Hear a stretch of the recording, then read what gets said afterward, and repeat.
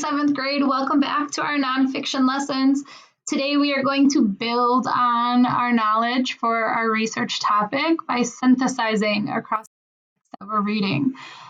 In our previous lesson, we learned about summarizing. We thought, what's most essential here? You pulled out the central ideas, you pulled out two main details that support it, and then briefly put it into a paragraph by using transition phrases. That skill is really important so that you hold on to the main ideas or the really important facts from that article, or really the big takeaways. Today, the synthesizing across text is really focusing on when we're reading new text, when we're reading new sources about our topic, we want to think, how does this information fit with what I've already read? Right? Does it reinforce what I already know? Does it extend my understanding, giving me a deeper understanding or more information? Or does it contradict? Does it give a different viewpoint or maybe challenge what you've already read? This helps you become a better researcher. It gives you a wider view about your topic, a deeper understanding, but also make sure that you are practicing synthesizing. You're not just thinking about one text and what you learn there, and then another text and what you learn there. You can kind of put it all together, which is really important. Okay.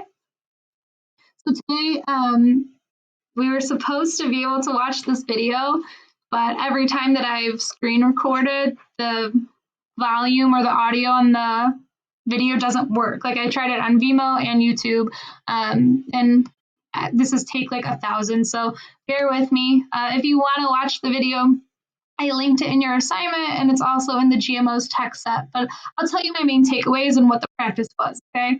So here are my notes, my beautiful research notes about my topic, okay?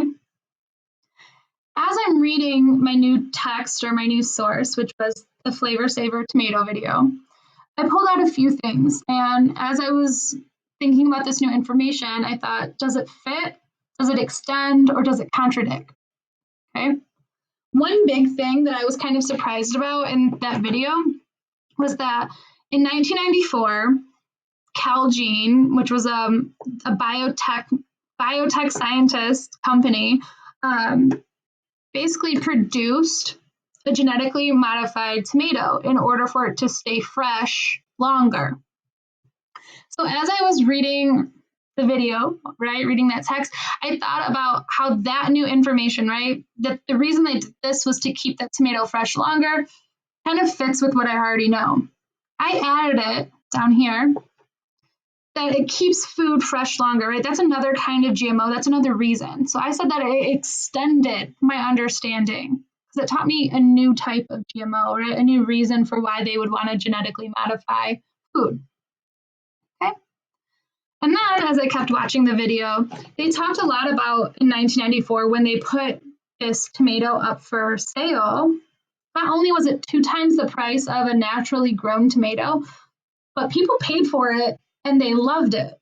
The media really sent out positive feedback or positive messages about this genetically modified tomato, and it didn't really seem like anyone was concerned in the sense of general public and the media, that they weren't really concerned about the possible negative side effects.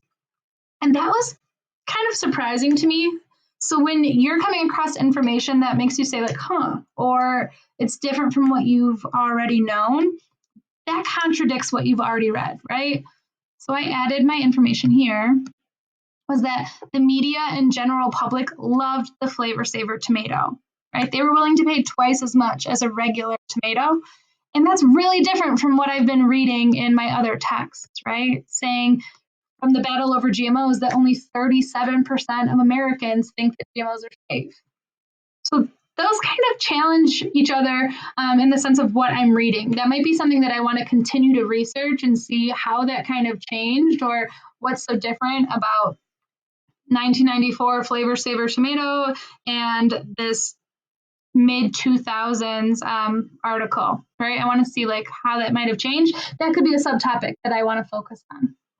Anyway, for your assignment today, under session 11, synthesizing across text, this is your assignment. And I kind of went over my example already, but I just want to show you what I'm expecting. Again, if you want to watch the video, it's there. I only watched about half of it, so there is so much more information in that source, but for the sake of time, I don't want to make a 20-minute video and half of it being about another video, right? That one, I copy and pasted the title of the source and gave the link to it, but then I just pulled out the big types of information. One, another kind of GMO, foods that stay fresh longer. And I said that it extended my thinking, right? It taught me more about another reason for making genetically modified food, and that there's other kinds of GMOs than what I previously knew. The other piece was that the first GMO product was a tomato and that the media and public loved it. I said that it contradicted what I had already known because I really thought that the whole public kind of hated GMOs and scientists were the ones who were like, GMOs are the answer to everything. But this video contradicts that and saying, no, the media and general public loved this and they were willing to pay more for it. Okay, so those are some examples. Make sure that you highlight whichever one, and that's the highlight button. Okay. Make sure you highlight whichever one you're saying how this new information fits. I want you to do 2 sources. So you're reading 2 texts or watching videos, whatever it is from your text sets, title and link. 1, 2, okay? And then you are taking notes. What new information sticks out to you? Does it fit, contradict, or extend? And then why? I think sentence stems are super helpful in this situation. You should start with this information, blank, my understanding or my knowledge about whatever it is. If it fits with what you already know, explain why. If it contradicts what you know, explain why. If it extends, what new understanding do you have, right? So just explain your thinking there.